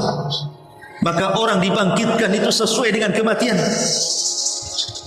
Dan ketika itu ma'asyiral muslimat yang dimuliakan Allah Subhanahu wa taala, kondisi manusia terbagi menjadi 5 kelompok. Manusia akan terbagi menjadi 5 kelompok. Yang pertama ashabul fatra. Siapa ashabul fatra? Orang-orang yang hidup di antara 2 nabi. Nabi pertama sudah hilang ajarannya, nabi kedua pula belum muncul pula ajarannya, sehingga dia tidak mendapatkan ajaran nabi lama dan tidak mendapatkan ajaran nabi baru karena mati sebelum diutus. Tidak tahu syariat. Atau boleh juga dikiaskan orang-orang yang hidup dalam hutan belantara.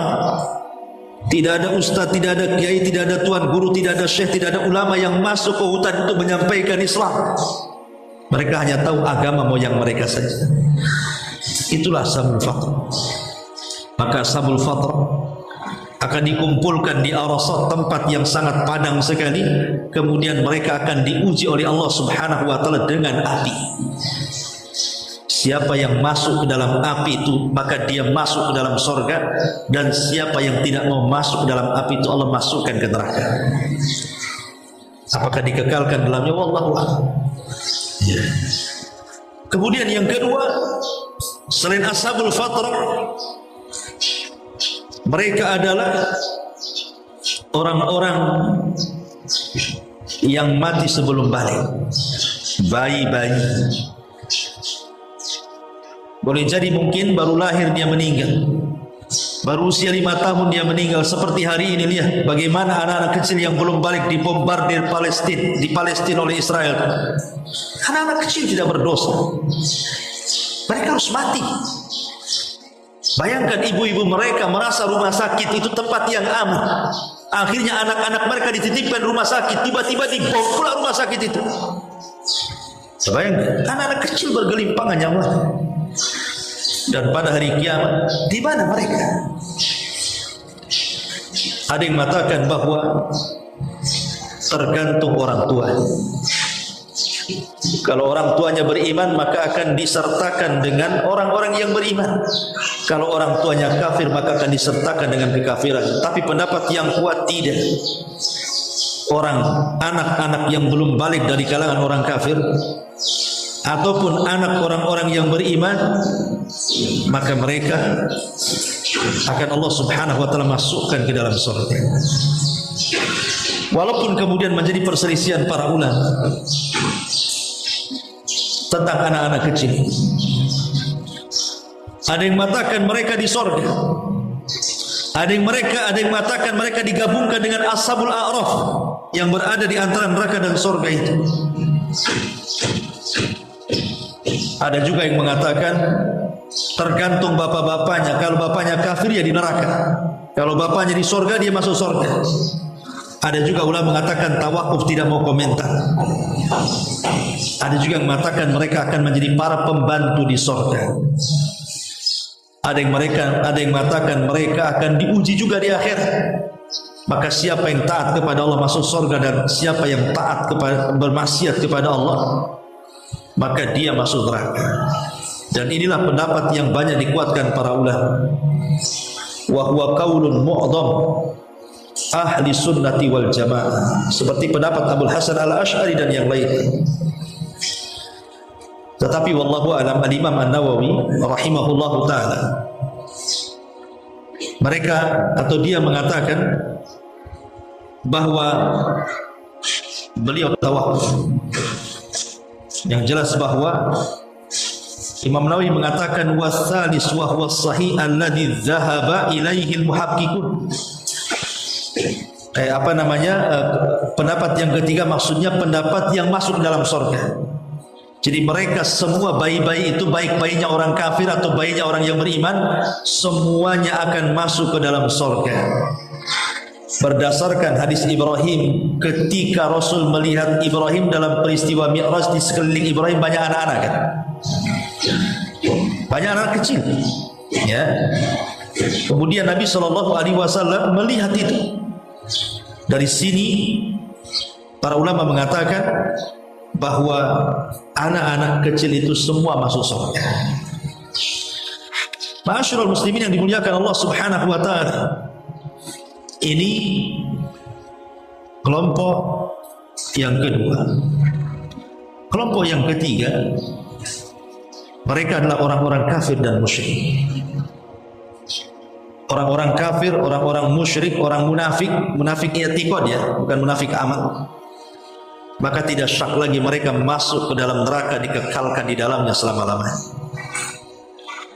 Adapun yang keempat, orang-orang yang beriman. Maka orang-orang yang beriman tergantung kepada keimanannya. Ada yang masuk surga awaliyah, mereka masuk surga tanpa hisab dan adab karena punya kesempurnaan tauhid. Tapi ada yang masuk surga belakangan karena dia harus masuk neraka dan dibersihkan dosa-dosanya, dan semuanya di bawah kehendak Allah Subhanahu wa taala. Kemudian yang terakhir, yang kelima, binatang.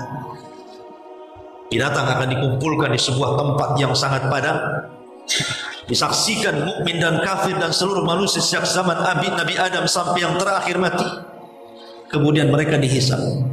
Sampai binatang yang bertanduk akan dipindahkan tanduknya kepada binatang yang tidak bertanduk. Kemudian Allah mengatakan, tanduklah dia sebanyak dia menanduk kamu. Terjadi keadilan. Maka ketika semua manusia, binatang terjadi kisah satu dengan yang lain, bentuk hisab dan keadaan Allah, tiba-tiba Allah mengatakan, kuni turaba, jadilah kalian tanah. Binatang tidak diazab, binatang itu hanya dihisab saja. Mereka jadi tanah. Maka orang-orang kafir ketika melihat binatang jadi tanah, mereka pun mengatakan, ya laitani kuntu turaba. Duhai kiranya aku pun jadi tanah seperti binatang itu. Ma'asyiral muslimat yang dimuliakan Allah Subhanahu wa taala. Manusia ketika di padang mahsyar ada beberapa kekhususan.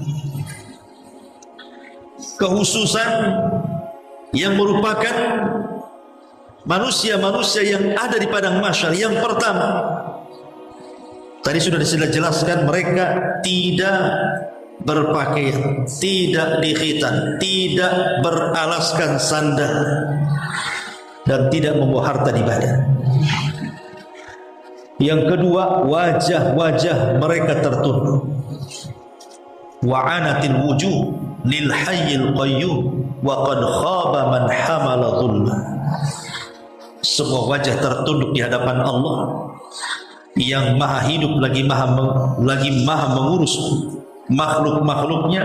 Sungguh rugi orang yang membawa kezaliman saat itu. Qulubun yawma idzin wajifah. Hati manusia pada hari itu sangat takut, wajifah. Yang ketiga, mereka tidak ada yang bicara, satu pun tidak ada yang bicara. Karena Allah yang mengatakan, hadza yaumul la yantiqun wa la yu'dzanu lahum faya'tadzirun.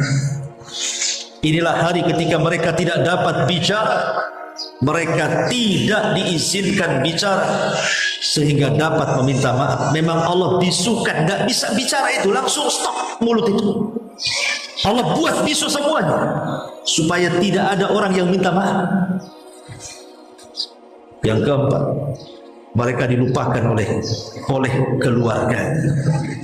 Lupa keluarga dan dilupakan oleh keluarga.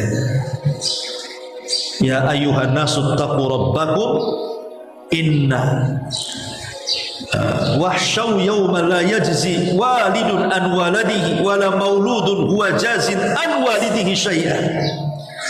Wahai manusia, bertakwalah kepada Tuhanmu dan takutlah akan hari yang ketika itu seorang bapa tidak dapat membela anaknya dan seorang anak tidak pula mampu membela bapaknya. Bahkan mereka tidak mau saling ketemu, nggak mau ketemu. Istri tidak mau ketemu dengan suami, suami pun tak mau ketemu dengan istri, anak tidak mau ketemu bapak, bapak pun tak mau ketemu anak. Kenapa? Karena takut dimintai pahalanya. Dulu kamu jadi seorang istri, hakmu kurang menjadi seorang istri, kau zalim kepadaku, mana pahalamu? Istri terbalik ngomong sama suami, kau dulu tidak bertanggung jawab juga, kau punya dosa kepadaku, sini pahalamu. Karena takut dituntut satu dengan yang lainnya, makanya keluarga itu dilupakan. Pada hari ketika manusia lari dari saudaranya, lari dari pasangannya, lari dari ibu bapaknya, karena takut dituntut haknya masalahnya. Lah hari itu manusia tidak mau ketemu orang, dan itu khususan di padang mahsyar, dan kondisi mereka berlutut di hadapan Allah. Wa tara kullu ummatin jathiyah. Pada hari itu engkau lihat setiap umat berlutut kepada Allah Subhanahu wa ta'ala. Dan kita bisa bayangkan, matahari didekatkan 1 mil di atas kepala, kemudian keringat bercucuran sampai 70 hasta keringat itu. 70 hasta. Jadi keringat yang kita keluarkan itu dimakan oleh bumi sampai bumi pun kemudian sudah tidak ada lagi yang bisa diserapnya. Akhirnya kemudian keringat itu terpaksa kemudian mengalir di atas bumi sepanjang 70 hasta. Yang kalau perahu dijalankan bisa jalan di atasnya. Maka manusia kepanasan ketika itu. Sehingga Allah Rasulullah SAW mengatakan tudna syamsu yaumal qiyamah. Pada hari kiamat matahari didekatkan jaraknya terhadap makhluknya hingga tinggal 1 mil. Perawi hadis sampai khilaf apa yang dimaksud mil dalam hadis ini. Ada yang mengatakan mil itu jarak, ada yang mengatakan mil itu alat untuk bercelak. Gagangnya celak itu disebut mil dalam bahasa Arab. Kalau seandainya mil itu maksudnya gagang celak, berarti persis 1 jengkal di atas kepala. Tapi kalau dimaksud mil itu jarak, berarti masih jauh. Tapi di dunia saja, Bu, kalau seandainya matahari keluar dari garis edarnya, sedikit saja mendekati bumi, bumi sudah terbakar. Kalau matahari menjauh dari bumi, maka bumi akan beku. Makanya Allah letakkan di porosnya. Bagaimana kalau matahari di atas kepala? Luar biasa.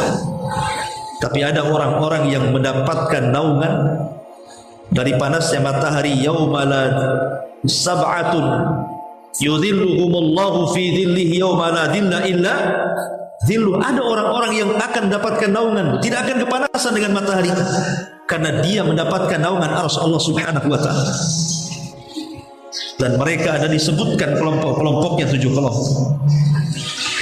Dan ketika itu manusia berada di padang mahsyar, sehingga mereka harus mempertanggungjawabkan perbuatan mereka di hadapan Allah Subhanahu wa ta'ala.